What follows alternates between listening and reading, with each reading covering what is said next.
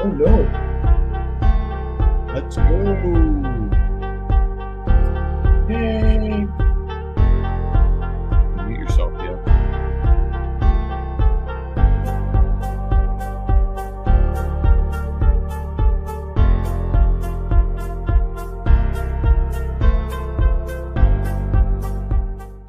And welcome to the late early morning, night, mid-afternoon show with your host, Sexy Hexy. And tonight we'll be discussing Thunder at Dawn. So break out your tablets and prepare to take notes. There will be a test at the end of this session. Hi, gang. What's going on? We'll get a couple people on here in a minute. We got McMurray has played through this thing tonight and yesterday and started 2 weeks ago. He's been a busy boy, but he finally got to play tonight. Now, here's the cool part. He's going to talk about what he did. He doesn't even know who won the game yet, and I know he's not scribbling the notes for victory conditions right there on the camera in front of everybody. Well, no one can see it. You told me to calculate them right here. No, we were going to do it live. We don't want to All know I'm who doing won. is writing down the various categories. Keep talking. Thunder Dawn. That's Thunder a good Dawn. start. Good start.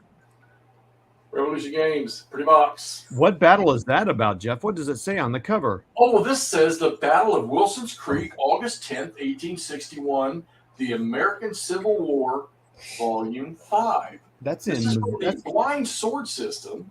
that's just down the road from McMurray and I. Yes. Peace.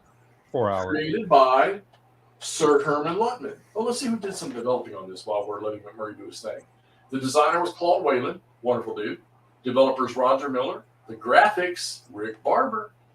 Charles Kibler, who, by the way, I got a picture on my phone of Charles Kibler, Dick Whitaker, and Bill Byrne all standing together. I got to put that up somewhere. Are you wanting me to walk you guys through this calculation? Yeah, we want you to save it to the end. Oh, Jesus Christ. Okay. Don't let nobody say hide it, hide it. All these are escaped units. Who has this? Who has? I haven't calculated anything out. It's just to Perfect. tabulate everything. So I'm Everybody not. say hi. We got the Mutt. Say hi, Mutt. Hi. And I we don't know. got I'm not sure why he's not showing himself. He's all freshly showered and clean. Hey, Yeah, Chris. he's real pretty looking. He's always pretty. and the McMurray-nator. You buddy. You know what? And we're gonna There's the warm up. the McMurray-nator, and we're going to let him just go to town. There you go, buddy. It's all you. All right. So first foray into a full game. Sorry, I got stuff over here. First foray into a full game of the blind sword system. I played the introductory little round top scenario in Long Street Attacks before this, just to get a feeling for what I was doing. Not my first Wilson's Creek game. Very fun Wilson's Creek game. This system is awesome. Big fan. That being said, essentially what we had happen is through my fault. Again, getting started at the start of the game, I didn't have...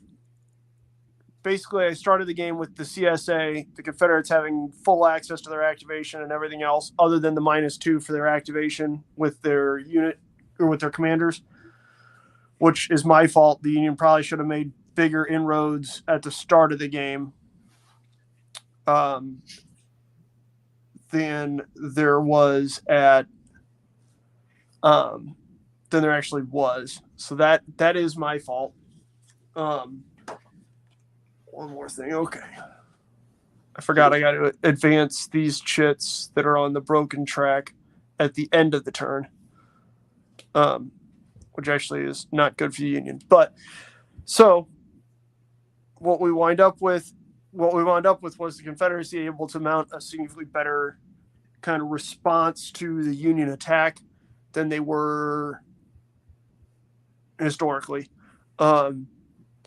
I also sent Dietzler's brigade down across Bloody Hill to seize these 3 victory point locations, basically right off the bat, like the second turn.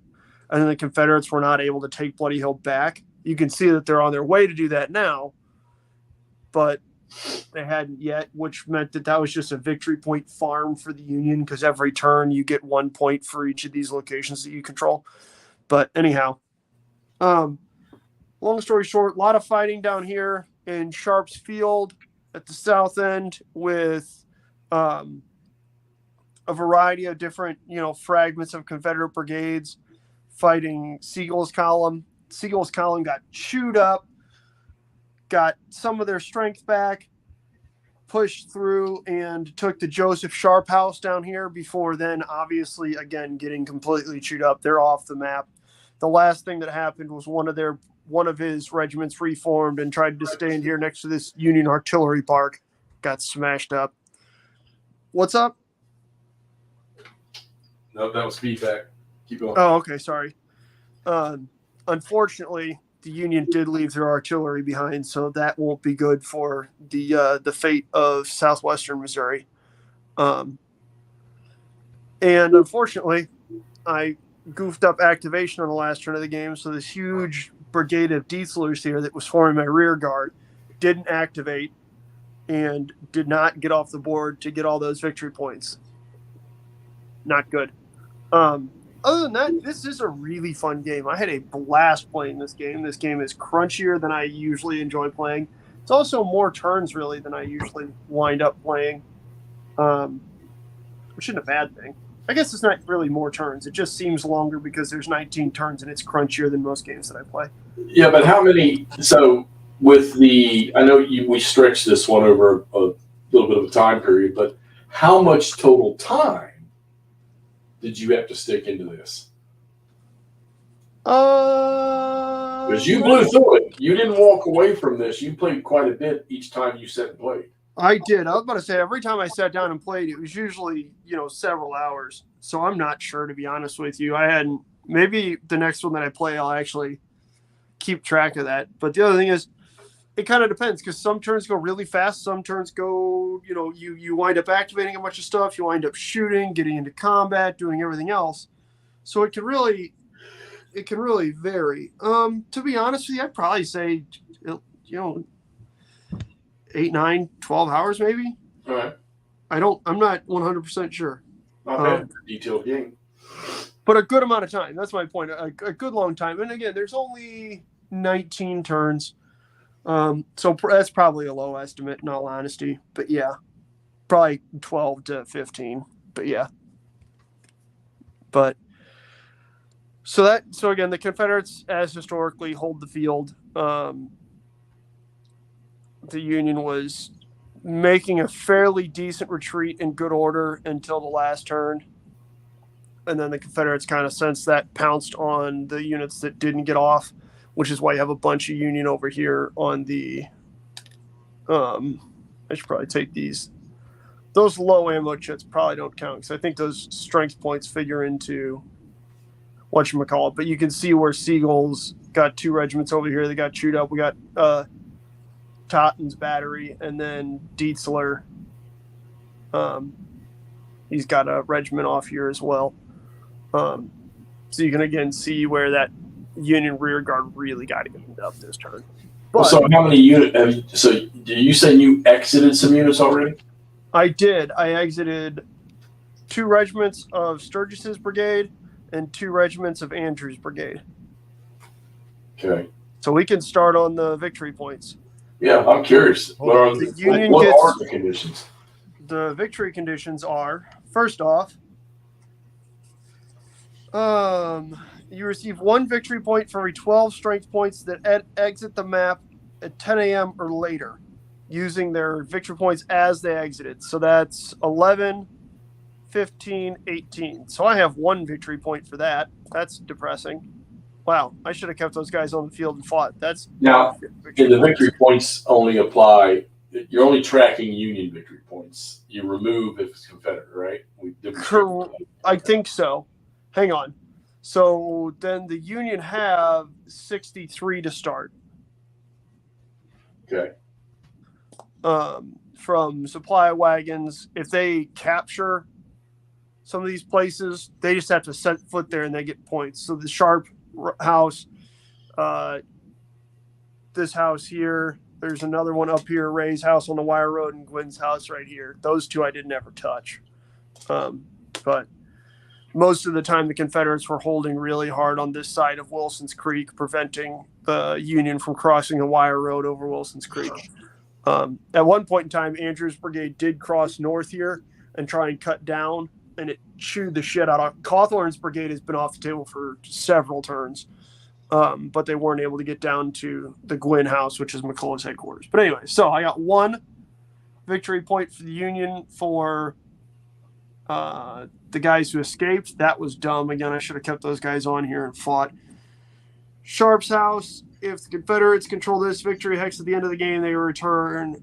They have 10 points. So they just had McBride's brigade down here. They had to have 3 strength points in a location to retake it. They've done that everywhere.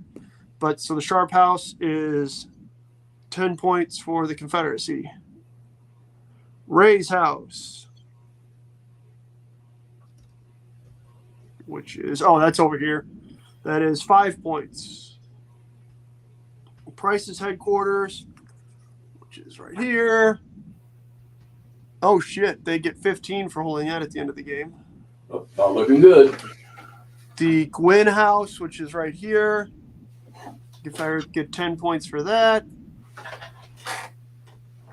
My control of Bloody Hill, I already added in there. That's in here. The Confederate supply wagons, I finished up. Oh. Well, yeah. So I did those. So I had those all clustered right here. I didn't realize it says within 6 hexes. I thought it says 1 per hex within 6 hexes. I thought it was within 1 hex of this headquarters. So they were all clustered here. I could have been chunking them over here on these heights, but whatever. I don't think it's going to matter at this point in time, to be honest with you. And then eliminated units, enemy units eliminated or on the break track at the end of the game count as 1 victory point for each 1 strength point. I would assume the available box does not count as the broken track, right? Or do they? Yeah, because they're not back in the game yet. Oh, Christ on a bike. This is going to be a lot of math. All right, so we'll do the Union first. 1, 2. Do you think it's the side they're on or their total strength points, Jeffy? It should say, I think it says rules. It doesn't say on the escape thing, it does specify that you use broken side when they're broken.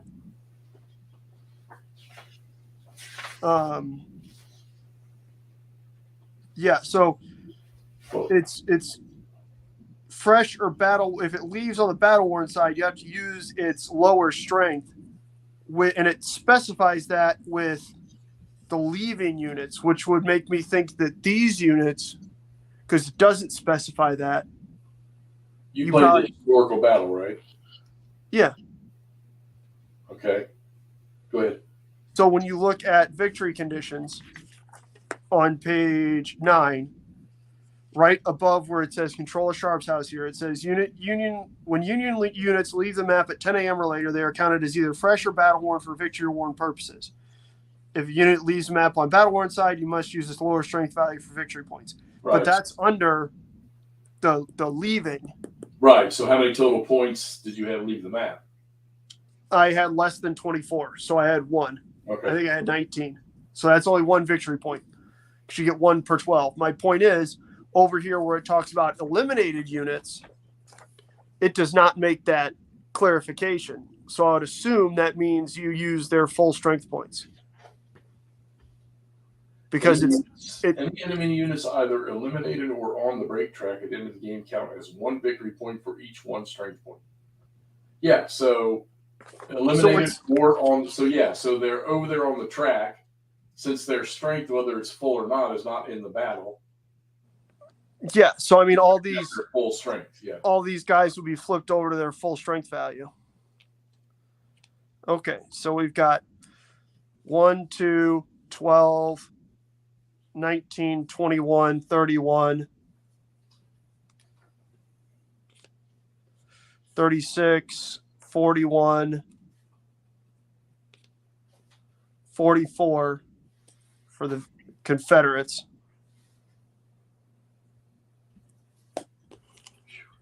This is a smackdown. What? So this looks like a smackdown. Does it? We got 1-2 for the Confederates.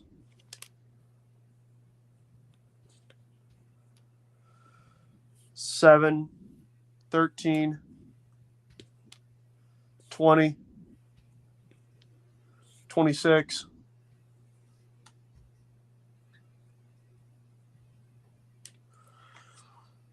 30, 36, Oh, man. 42,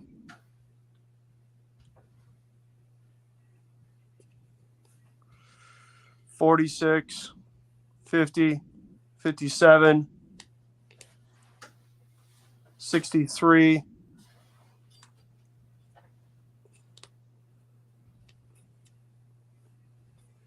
69, 75. Nice.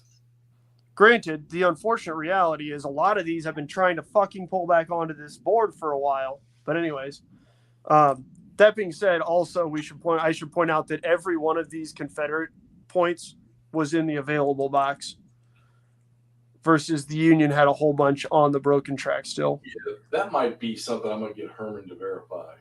Well, it says on the broken track, and over here on the thingy, it does say broken track, and it encompasses the whole line of them. So I would assume that's correct. Oh, +4. So 79. Again, that sucks because a lot of those Confederates were just sitting over there because I was trying to pursue. Okay. Now I need to add up the total Union victory points. Well, did you get Bloody Hill? Yeah, I have those. You count on the track, so that's why this 63. You already got them on there. Okay, all right. Yeah, so 63, which includes the wagons and then taking some of these headquarters as well. So 63, 65, or 64, and then we add 79 to 64, which is going to be 143, right?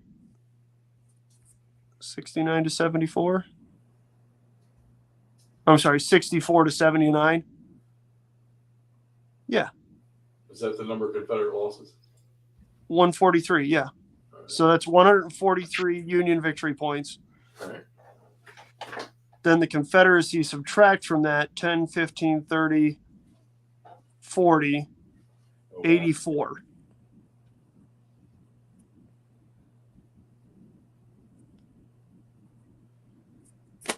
Minus 84.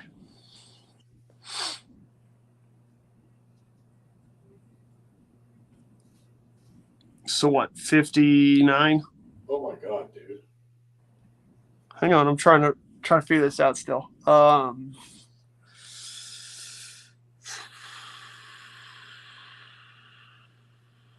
Well, we're just going to do this kindergarten style.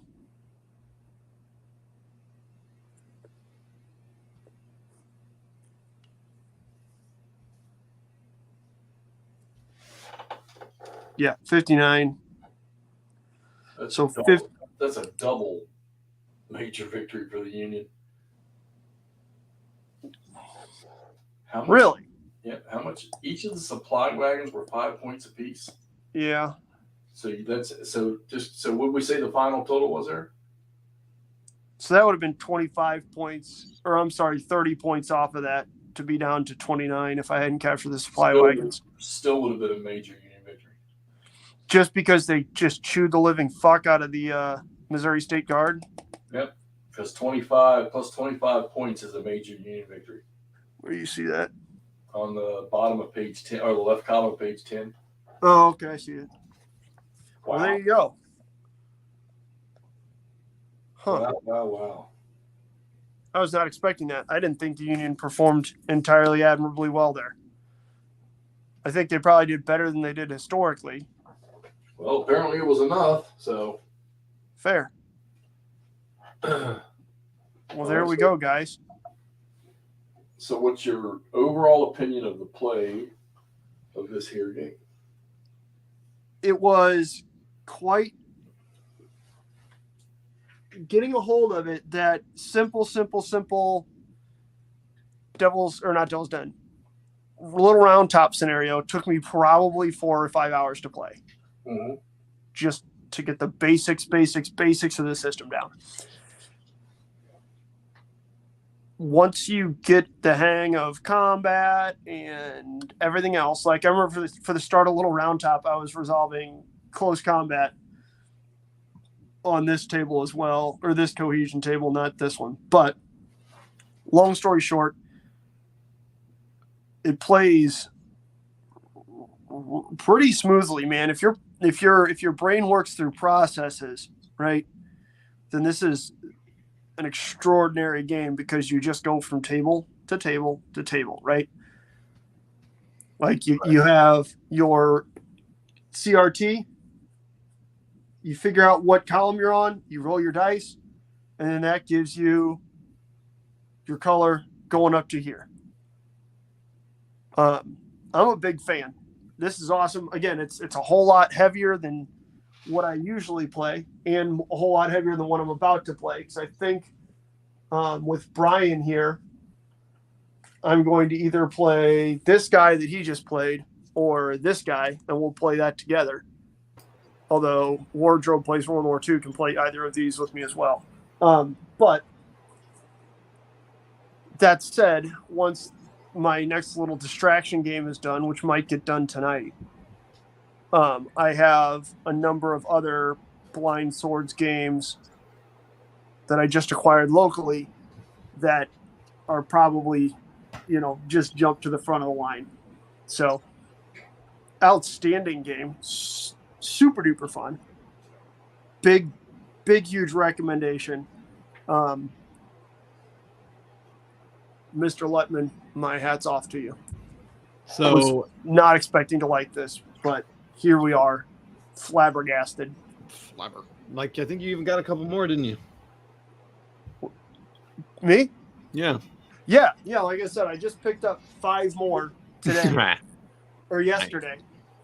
Nice. I grabbed Stonewall Sword, Thunder in the Ozarks, The Day Is Ours. Oh God, what other ones? A Greater Victory and Kernstown.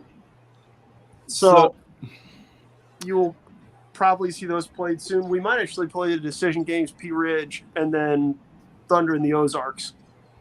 That's cool. So, hey, I'm curious. So, you got your style of play. It's not like you might have done it again. So I was just curious how this system impacted that with a little bit more meat on the bones. It's certainly less kill everything constantly. I still obviously was able to be pretty butchery. So what do you like about this system, or like this game? I guess I haven't played very enough of this system, but. So again, I like Wilson's Creek. It's cool. It's local. It's cool. I enjoy that. It's as you can tell looking at the board, it's very dense, unique. I don't know. It's not a big battle on an open field, which is cool. But well, okay. So the original plan of Seagull and Lions from 2 different ends, correct, never happened the way it was supposed to. How close to it was in your game? So again, that I think might be part of the reason why I was able to time their attack, because I can see, okay, there's Lions, there's Seagull, we can do this. One thing that is interesting is on the random events table, when you have the Fog of War, the tactical events are by and large, I think 4 out of the 6, results on the D6 that you roll are Union artillery freezing and not doing anything, because historically that happened. What was your question, Todd? I'm sorry, I'm getting distracted and distracting myself. I'm just curious what you like about the game. Like why'd you buy 5? Why did I buy 5? Because the price was right. It's a heavier system that I can sink my teeth into than just playing through. As you guys know, probably my favorite just entry-level Civil War system is Across 5 Aprils.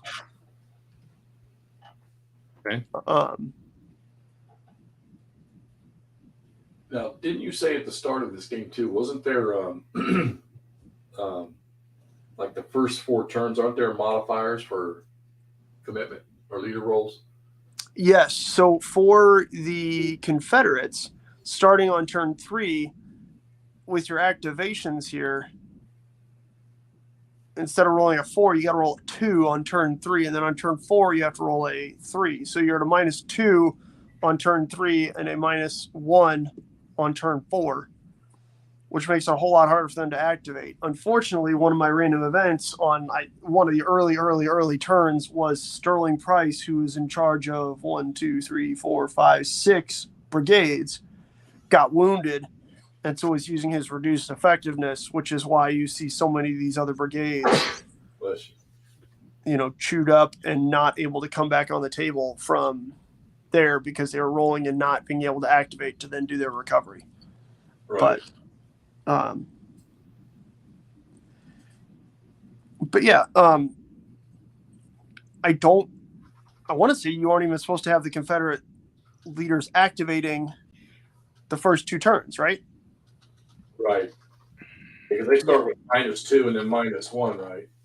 I think it switches to -2 on turn 3, and on 1 and 2, you just don't do it. Because on the first turn, the Confederates can't even use their artillery. The second turn, the Confederates can't move, but they can shoot their artillery. Yeah, it says on turn 3 is when you add CSA leaders to the chip draw. So the first 2 turns, the CSA don't get leader activations, period.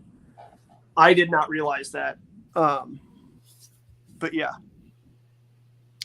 I'm curious, how do leaders act? I mean, how do people activate in this? Is it just you move everybody you want and everything goes, or what? You pull your chit. You can see this as McCullough. Okay. He has a 4 there, so you have to roll a d6 and get a 4 or less. Then the brigade he's activating can activate. If you fail at that, say I rolled a 6, then that brigade can do just a fire combat. No moving, none of that stuff, just a fire combat. And what's the range of like the rifles? Is it really like 1 hex, or is it a couple hexes, or? So your infantry weapons for the most part are carbines, smoothbore muskets, and rifled muskets. There's mixed infantry in this one, but a carbine has 2 hexes, a rifle has 3 hexes, and a smoothbore musket has 1 hex. But as soon as you get to 2 hexes on anything, it reduces your strength by half. And then when you get to 3 hexes, it's a quarter strength points. So you really need to be right up next to somebody. Jeff, how does this compare scale-wise to GBACW? Well, okay, so unit-wise, other than sometimes they have some of the GBACW games will have an A and a B for a regiment. That's that's year 2 when you have a big regiment. And what's the hex distance in this again? It varies based on the game. This one is 140 yards. The strength point is 20 men or 50 men. Most of the GBACW are 110, 115 meters. So that's pretty close. Yeah, so not too bad. Okay. It's just that you're looking at only difference here is you're looking at a bigger map, hex space wise, the size of the hexes. Both, it has its own unique combat system. So you could, in a sense, say this is playing GBACW light with a more isolated fire and close assault combat system, or a more simplified with the number of steps you go through. So I'm about to say, I feel like the scale is probably pretty close. The crunch is different, but yeah.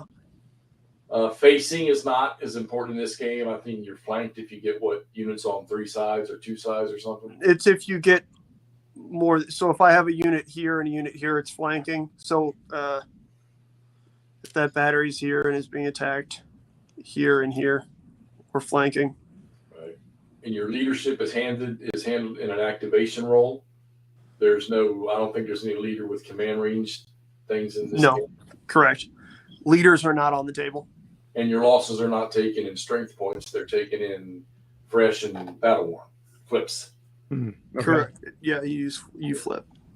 Yeah, and then, there are instances where you reduce strength points, like when you're shaken or disrupted. But that's not. I mean, you can see on the table. There's not that many of them there. It's not hard to get those pulled off. So, what will be the next one of these that you'll play? I'm thinking probably Thunder in the Ozarks. Okay. The P Ridge one. All right. I might play a You'll small. you'll have all 5 of those done before I get my Thunder at Dawn done. So Maybe. I still do have Long Street Attacks. I haven't played the big game. I don't know how many of these have smaller scenarios inside of them. Like, so this one has multiple scenarios, which is cool, but they're not smaller scenarios per se. right. You have the historical battle. You have what Lions originally wanted to do, right? Which he's in overall command. Siegel isn't broken off. Right. You wanted them all together, right? What's up? He wanted them all together. Yeah. Let's see here. And then there's another one that's hypothetical, which is where you can choose where some of the brigades are going to come on. Right. But yeah. Yeah, I mean, this system is marvelous, man. I mean, if somebody wants to play Civil War, to get some Civil War feel out of a game and not be bogged down by hours and hours and hours and hours and hours of playing 1 or 2 turns, then here you go, right here. I was about to say, it's got crunch, but it's playable, which is important. Because I've played games that don't have crunch that aren't playable as well. Right. And all the crunch is handled in like events and event chits and event tables. It handles. You get the feel of playing a quite rather not quite complex, but a more complex game without the headache. Right. Exactly. Yeah. How many pages were the core rules? So this is an older game. This is an older one. So they're separate. The rule books are separate. The core rules are 16 pages. And then these guys without the whatchamacallits are 8 pages, but really 7, because you can see that this is mostly designer notes. Right, because the unique addition to this game would have been those supply wagons and the cavalry. If they got panicked, the cavalry loses their horses. Yeah, there's a fair amount of like unique stuff to here, like the mishap tables or whatever you want to call it are different. Well, we can just look straight through. You obviously got different terrain features. That's pretty awesome. Like I said, the tactical events are different. That's a big one. And then, yeah, obviously the victory conditions are different. The map is not as cluttered as it seems. This brush doesn't do a whole lot to hinder things. There are heavy woods up here on Bloody Hill, but the brush itself doesn't do too much to mess with the game. It just looks stellar as a map, man. Yeah, you could look. If you first open that map and you don't know anything about, like me, I really don't know anything about the battlefield itself or Wilson's Creek. I'd open that map. I remember the first time I said, "Oh my God, look at the woods," and it's not. Yeah, it's pretty cool. And it does not block line of sight. Nope. So I remember popping open the Long Street Attacks map the first time was just a jaw-dropping experience. Right. But yeah, this is a great game. Good system. You guys should get it and play it. It's a great game. Looking forward to rocking through a number of other games again in this system. And now let me ask you a question here. Yeah.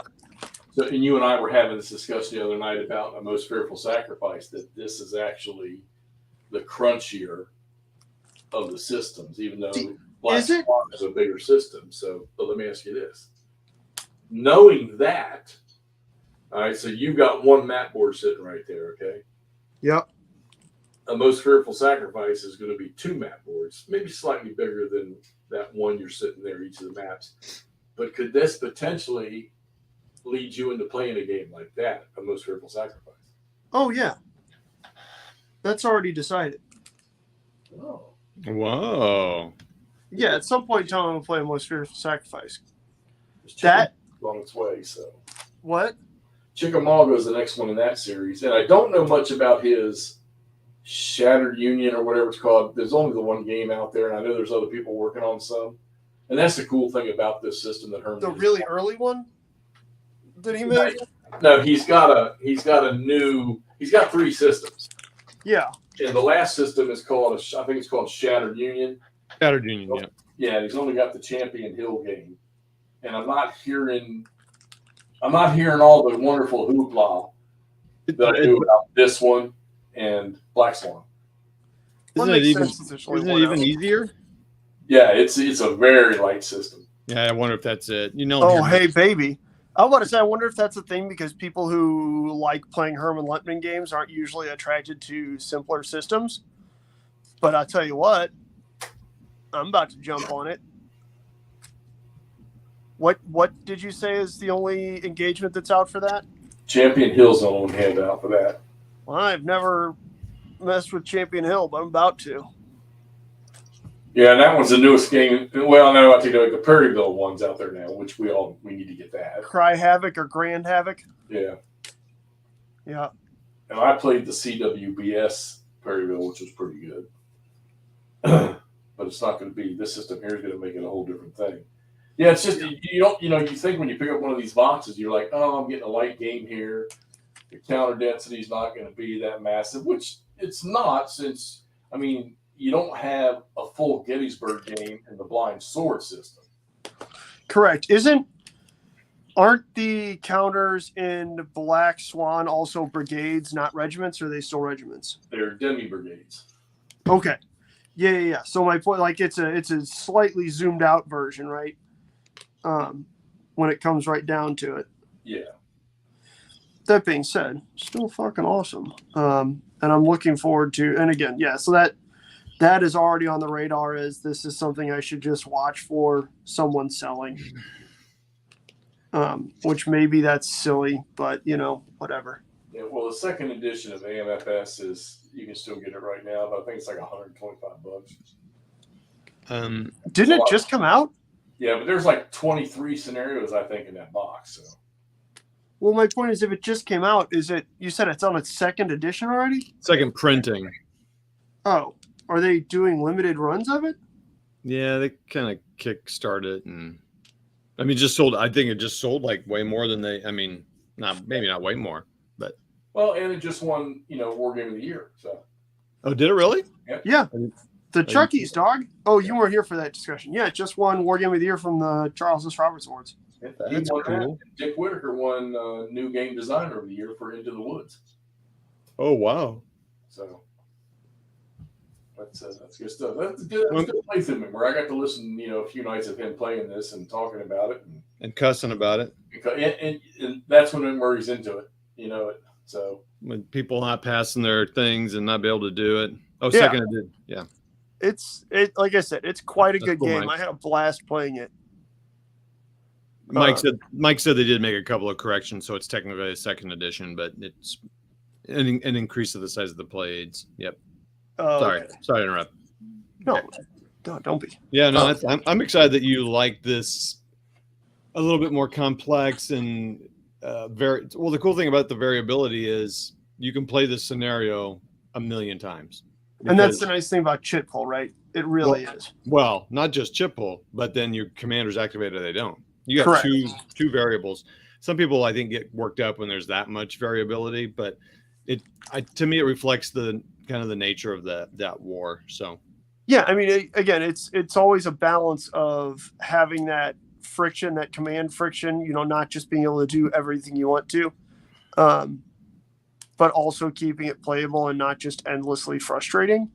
And there's some games that do that very well, and there's some games that struggle a bit, especially once you get into miniatures, people really tend to either go overboard or not touch that at all. Do you feel like you could win as the Confederates in this or what?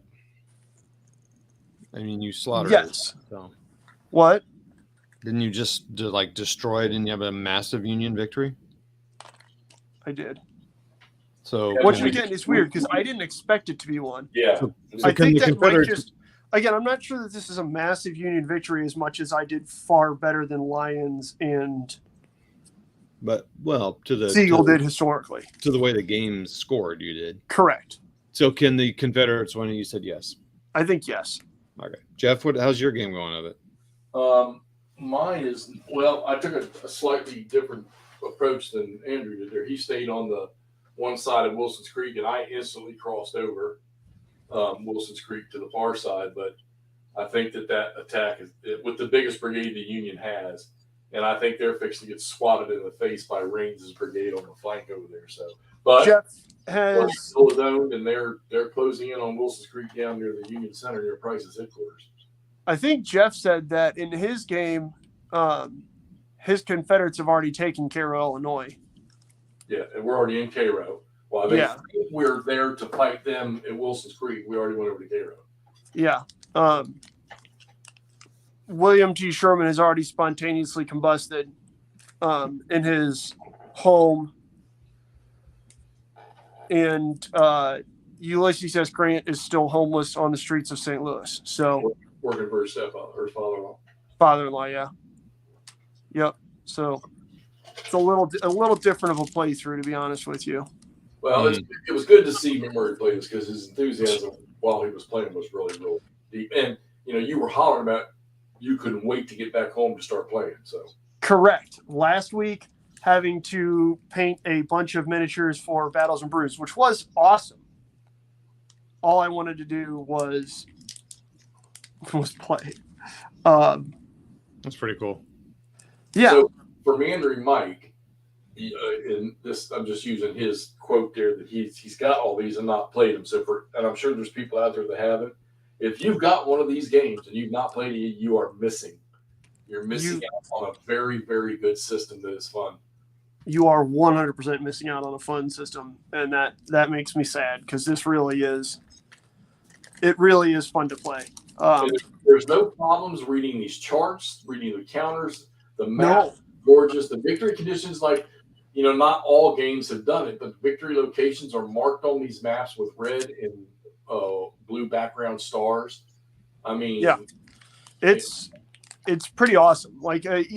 There's obviously, there's that hump when you are trying to learn a new system, right? But it's really not bad. And honestly, I really want to go back and just play Longstreet Attacks, but I'm not going to. Yeah, that one will take a little time. It will. But I'm very excited to play through it. And that little round top scenario really is a good starter. Yeah, great training one. Yeah, it really is. Because you get everything in the system for the most part crammed in there. Like you get fire combat, you get obviously the movement, you get the close combat, and Well, and another unique thing about this system here is there's no movement points on your counters. You have a chart depending on what order you give, and of course you have to pass a roll to get that order. Correct. And that order determines what your movement points are and what you're capable of doing. And believe me, it's not like a lot of the other Civil War games we play. One of the last phases is to rally your unit. Well, this one doesn't work like that. If you haven't chosen the proper order, you're not going to rally anything. Yeah, if you're not taking the time to try and rallying does not happen, which is kind of nice because sometimes it's weird, right? Because you're playing a game and it's like, man, I'm really engaged in some hot combat here. Oh, but these guys think that's cool and they're looking forward to it now, and they're jumping back in. I like the fact that on the turn record chart, as frustrating, or on the break chart, as frustrating as it can be to have to roll to bring units back in off of this chart over here, it's a good complication, or it's a good extra step to have in there. Because I think we've all probably played games, if you've played enough Civil War games, where units get beat up to the point where they run off, but then they just show right back up on the field, and it's kind of one of those, wait a minute, I thought you guys. Yeah. Well, this game here, I think the broken track is great, and then trying to get those forces kind of like in a straggler recovery mode back onto the map. I think with the headaches you get trying to do that with a dice roll and whether or not you have played the right maneuver, and I think that's got to recreate somebody trying to gather these guys up, or you got units running and some captains back there, no, come on, stand here, boys, everybody stop here, let's form a line. Yeah, reforming their units. I think it's great. So it's a cool. Okay, let's put it this way. It was nice to have a game that I didn't just finish right away because everything was dead. Right. Which is one of those symptoms of what you guys were kind of giving me trouble for was, were you able to play this how you usually do? And yes, but it was also nice that the game didn't end on turn 9 or 10 because basically everything's dead. Right. And Chuck, yes, you're right about Revolution games, East Front stuff. They make some really good games. That's good, Andrew, man. That was a great play on that. I know it's a little late at night that we're shooting this out there with no forewarning, but that was good coverage of the game. It was good input and good after action review from you on that. I know that. Yep. Thanks everybody for popping on one of the channels. Highly recommend. Whoa, what's that? What Yes. are we seeing down there? Oh, no. Turn that back on. Turn that back on. Come on, buddy. Bring it back Back up. on. Molino Del Rey. He's playing stuff out of this year's system, man. That's why. Brian, did you say you have Little Round Top? Yeah, I got a round top. No, Okay. come on. Then I'll hold on. I won't play that right now. We'll play that together. I just finally figured out how to set that up, and those 2 remaining pieces on the side there, you see? This game is actually a 3-round game, but the 2 pieces on the side are cavalry, and then you could do an extension to 8 rounds.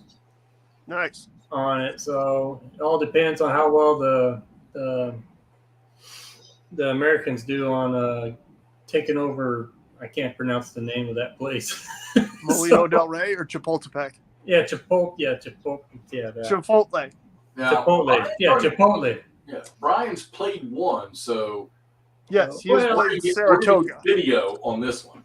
Yeah, I'm gonna do a video on this one, so just have to bear with me on being a rookie with this. So, Well, when you do it, holler. When you do your first review, let's do it live. That way, you can have the 3 of us on there to give you questions. yeah, do it live. Yeah, all right. So that works. You don't have to do it live, but the point is we can all record it sitting down together. Yeah, that's what I think. And then if you want to edit it or anything, you can. But Yeah. So I'm looking forward to it. I mean, I really dig these little 40 counter ones. They're fast. They seem to be easy once, I figure after I learn the movements better. So. Damn, well, the nice thing is that also in the musket and saber system? Yeah, it's the musket saber. Damn, viewers just went up to 25 the minute we put Brian's Texan counter game on the table. Whatever. Yeah, man. Just watch. He'll put his face on there and it'll shoot up to 50. Yeah, anyway. So. That's good, Brian. That's so cool to see you doing this. Yeah. All right, gang. Well, hey, that was good stuff tonight. Jerry, how you doing this evening, bro? Yes, Jerry, you opened your mouth about the Gettysburg 77 map. Going ahead and finishing that. So my vote is yes. Please do. All right, I gang. agree with you, Mike. They're quite fun to play. Anything else? Anybody got any other questions or input? Or No, I'm excited. It's a good one. Yep. All right, guys. Everybody, thanks for showing up tonight. Brian, thanks for coming here, brother. Get you rolling. Mutt or Andrew, great review, man. Great session on this one. And you know what? I kind of like this. Let's not do the victory conditions till the end. Yeah, it really, because it keeps the gaminess down. Like I got on there as a Union, so I know that the Lions and Seagulls objectives historically were to break up and drive off the Missouri State Guard and kick McCullough's Confederates, like beat them up so bad they didn't want to come back to Missouri. So that's what I walked in here trying to do. I knew that I wanted to take the Ray Farm and shit because it got stars on the map. And I had read enough to know that, okay, Bloody Hill, I get 3 points a turn, right? But I'm not sure if that game would have went the same if I had read all of those and realized that, okay, eliminated units count and all that stuff. I don't know. But Almost so, yeah, good. I just walked on trying to do what I know Nathaniel Lyon and my boy Franz were trying to do from the get-go. And, well, we stomped on some Missouri State Guard. We got Seagull guys pretty stomped on also, but it's all right. St. Louisans are tough. All right, good stuff. All right, everybody. Thanks for showing in tonight. We'll talk to you all later. See you, man.